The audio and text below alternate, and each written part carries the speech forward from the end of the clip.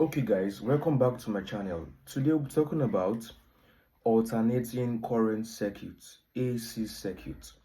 Now, simply put, an AC circuit is a circuit whose currents alternate or fluctuate with respect to time.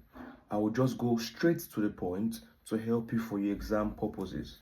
Now, the instantaneous current in an AC circuit, I subscript T, is given as I naught sine omega T.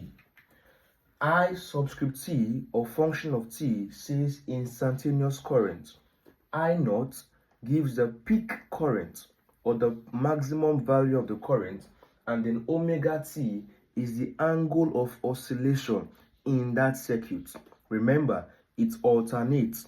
We can even say that the properties of AC circuits follow a sinusoidal graph form. Now, other components also take this same pattern. The instantaneous voltage is also V naught sine omega T, and as well the instantaneous EMF is also E naught sine omega T. These are the instantaneous values for both current, voltage, and EMF in the AC circuit. Now, there is something we call the root mean square value. The root mean square value of an AC circuit.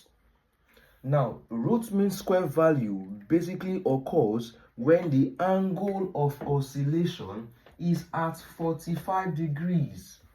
When the angle of oscillation is at 45 degrees, we can say 1/8 of a cycle. 1/8 of a cycle at 45 degrees. Now, when this occurs, the instantaneous values become the root mean square value. In other words, the root mean square value occurs when the angle is what? 45 degrees. And another name for root mean square value is called DC equivalent. Okay, so the root mean square value also refers to the DC equivalent. So when you're asked to find DC equivalent, it is same thing as saying calculate for the root mean square value. As earlier said, when the angle is at 45 degrees, therefore we can say that the root mean square current will be I naught sine 45. Now, what is sine 45?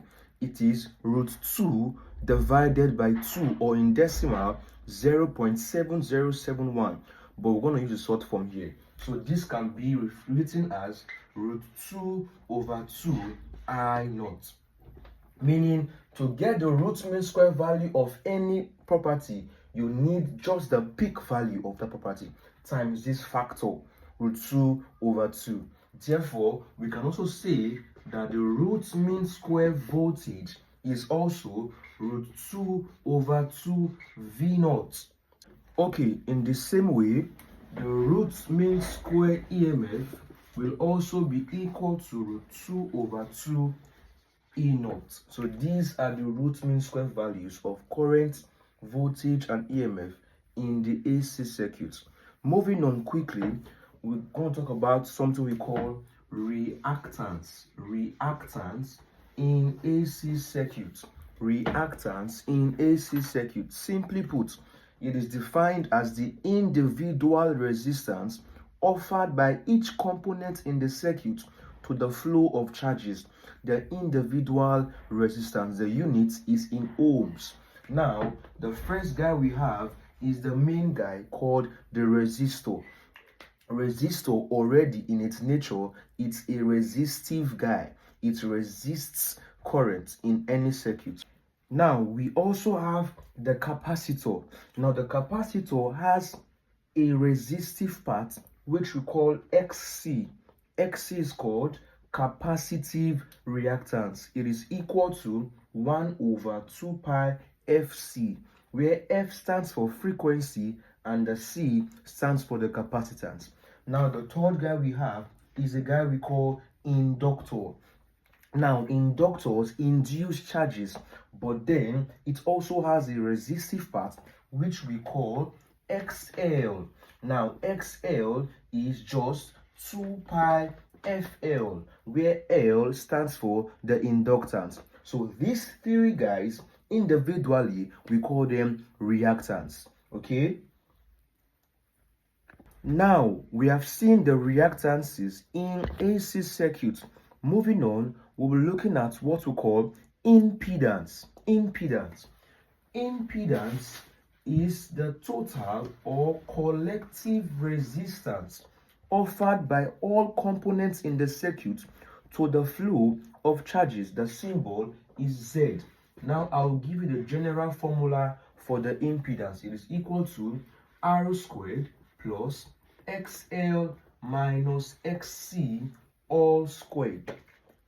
Z equals square root of R squared plus XL minus XC all squared. When you have a circuit that has just a resistor and capacitor, that means your XL becomes 0. In that case, if you put here as 0, you're going to have negative XC all squared. That gives you positive XC squared. So if a component is missing, you just replace that value with 0. So you can have RL circuit, you can have RC circuit. RL circuit means just resistor and inductor. ROC means just resistor and capacitor. Moving on, phase angle for an AC circuit. Now the phase angle is also called the angle of lead or lag. The angle of lead or lag. The voltage can either be leading the current or lagging the current by a certain value. Now the phase angle is gotten from the tangent. Now we can say if I have an ROC circuit, the tangent of the phase angle will just be equal to XC over R. XC over R. If I have RL circuit, the tangent of the phase angle becomes XL over R. XL over R. But if I have the complete circuit, RLC circuit, the tangent of the phase angle becomes the absolute value of the difference in XL and XC divided by R. These values here give us the phase angle in AC circuit. Now note, in a purely capacitive circuit, the current leads the voltage by 90 degrees. In a purely capacitive circuit, the current leads the voltage by 90 degrees. This means that the voltage lags behind the current by 90 degrees. However, in a purely inductive circuit, the current lags the voltage by 90 degrees. So it's a vice versa. Purely capacitive, current leads by 90. Purely inductive, current lags by 90. Okay, quickly, we'll look at the voltages in AC circuit. Now, according to Ohm's law, voltage is equal to IR. Now, this voltage can simply be said it is the voltage through the resistor, because we are dealing with the resistor value IR. However, we can also have the voltage through the capacitor, which will become IXC. Likewise, the voltage through the inductor, which will be IXL. So VR voltage through resistor, VC voltage through capacitor, VL voltage through inductor. Now, the total or effective voltage when the three are combined becomes the square root of the voltage through resistor squared plus the difference in the voltage through inductor and capacitor all squared. This formula looks like impedance, so it's a lot easy to remember. Voltage effectively is the square root of the voltage through resistor squared plus VL minus VC all squared. However, if you were asked to find the peak voltage when relating to peak current, the formula becomes I naught times Z.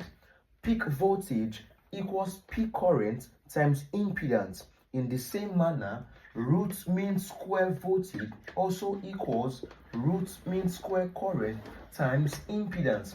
All these values on the board are the voltages in the AC circuits. Now, the power in AC circuits comes in different forms. The first form, the power in AC circuits, can be IV cos phi. IV cos phi, where cos phi refers to the power factor. It is equal to R over Z. It is called power factor. Power factor. P equals IV cos phi. Another way, P also equals I squared R. P also equals I squared R. So we can find power by doing IV cos phi or by doing I squared R. I is your current and R is your what?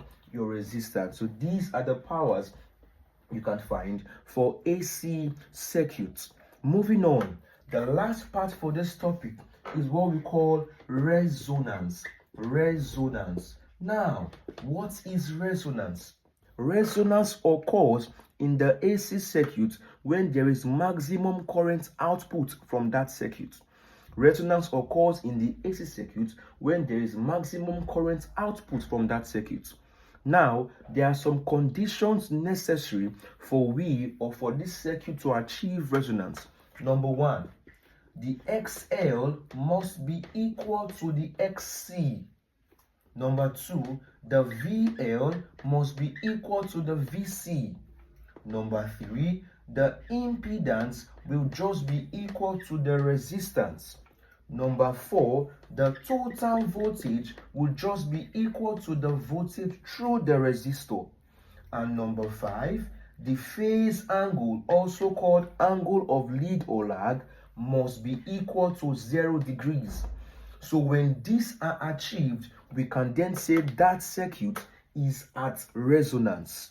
Now, when this occurs, the frequency in the circuit is then called resonance frequency, and it is equal to 1 divided by 2 pi square root of LC.